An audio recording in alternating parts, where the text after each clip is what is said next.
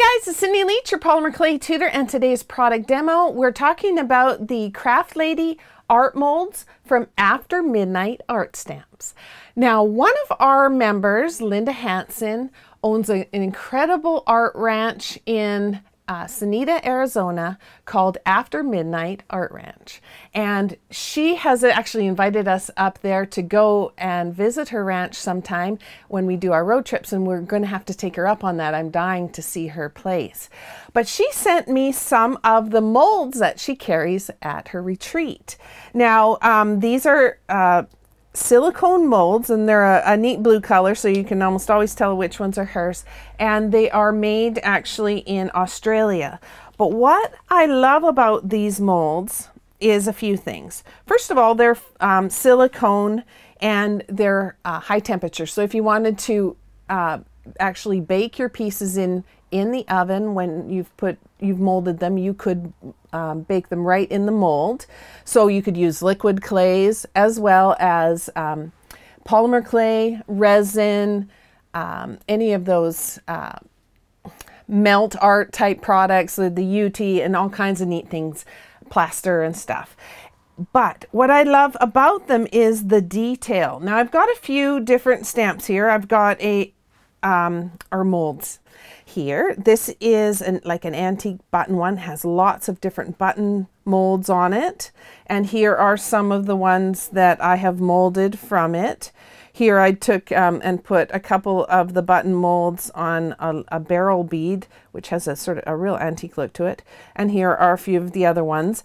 And what's really great about these molds is all the fine detail that are on them.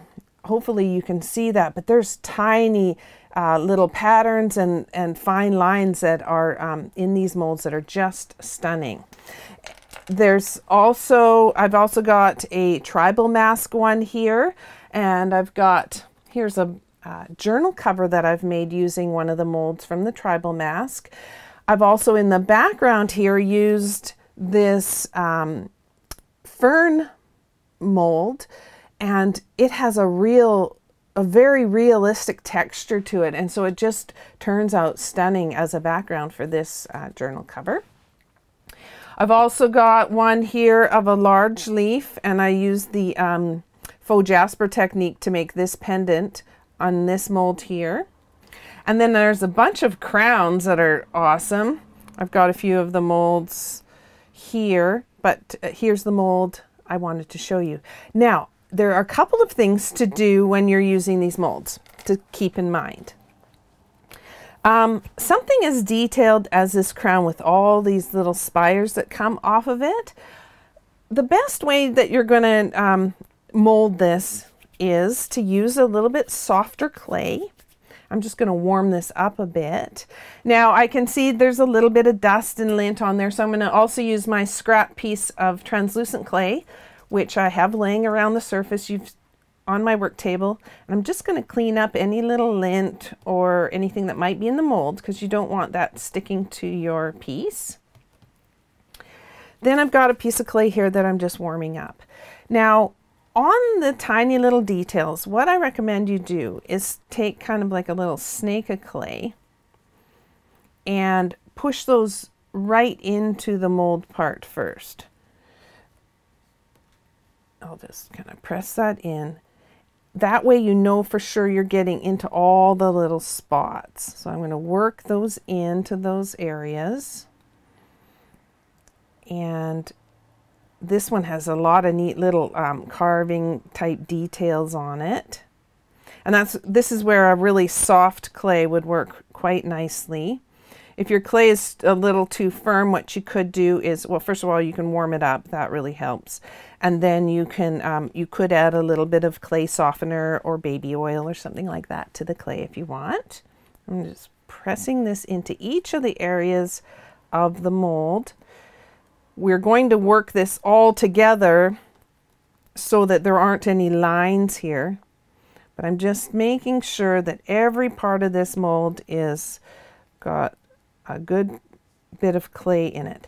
Now you can see all the lines from all the separate pieces that we have added there, so that's not any good. So we're going to work on this, pressing it in, and just kind of incorporate all that clay and get them to bond together so that you're not seeing any lines anymore. These molds are quite flexible, so you can really press into them. And once you've really worked that in and you don't have any lines or anything on the back side, chances are pretty good that you're not going to have any lines or anything on the other side either. Now what we're going to do is we're just going to take a blade and very carefully, because you don't want to cut into your silicone here, you just want to slice off the excess clay. So I'm just going to slowly and gently cut this off. Now, the nice thing about this silicone is it's very non-stick, so I didn't need to use any mold releases or anything in there before we started. Just going to cut a little off this way. And then, it's not a nice look to have any clay kind of coming over the edges. So what you do on any of these silicone molds is you kind of work from the outside in and just make sure that you've pressed in. There's no clay hanging over the edges of the molds. So you go around all the edges, making sure there's no extra clay hanging over the lips there. Maybe I have a little too much here. And then I'm going to smooth this out really nicely. Now I could work at it for quite a bit. I could even use my roller if I wanted to, just to make sure this back is nice and smooth. If you have a texture, both sides are going to show and you have a texture plate you'd want to press into there, you could do that as well. But now that this is pretty smooth, I'd work at it a little tiny bit longer. What I'm going to do next is I'm just going to pop it out of the mold. And you get to see, I'm going to kind of stretch it back.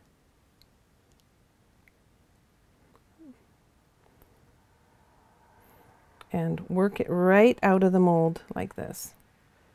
Oh, I think I broke it there. Let me just work that a little bit together again.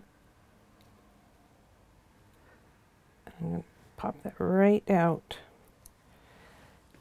Now, isn't that beautiful? We've got this perfect, highly detailed little mold. And the nice thing about the way these molds are poured or finished, the surface of it is really nice and smooth. And so you don't have to worry about sanding it or anything afterwards.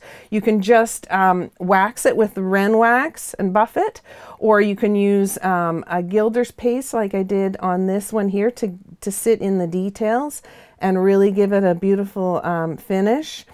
There's all kinds of uses for these types of molds. You could make this as a crown for a doll or something like that. You can use it on journal covers, jewelry pieces. You can even use it for scrapbooking and all kinds of great projects. So I hope you enjoyed this tutorial, and if you did, click that like button. Don't forget to check out Linda's great stamps at www.amstamps.com, and she's got a huge selection of rubber stamps and molds and all kinds of great stuff. And my question for you today is, what are your favorite molds? What are your favorite uses for using polymer clay molds and silicone molds? I'd love to hear your comments in the comment section below. And don't forget to subscribe to our channel. We have new videos that come out every week and you're not going to want to miss a thing. So we'll see you next time, and bye for now.